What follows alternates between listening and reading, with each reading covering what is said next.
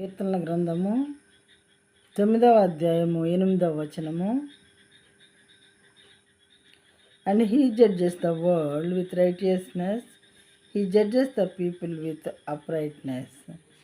యెహోవా నీతిని బట్టి లోకమునకు తీర్పు తీర్చును, యథార్థతను బట్టి ప్రజలకు న్యాయము తీర్చును.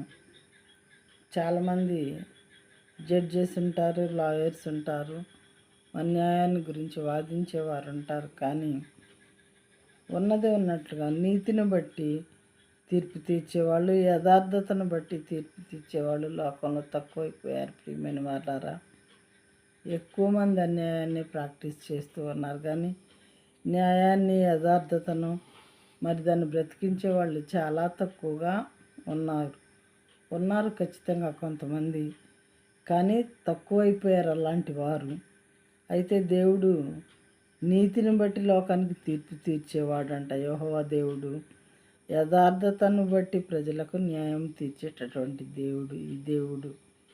మరి ఆయన మార్గంలో నడిచి నీతిగా తీర్పు తీర్చేవాళ్ళని, యథార్థతను బట్టి ప్రజలకు తీర్పు తీర్చే వాళ్ళని దేవుడు ఎంతగానో ప్రేమించి ఎంతగానో దీవించేవారుగా ఉంటారని ఈ వాక్యం యొక్క మీనింగ్. ప్రియమైన వాళ్ళారా.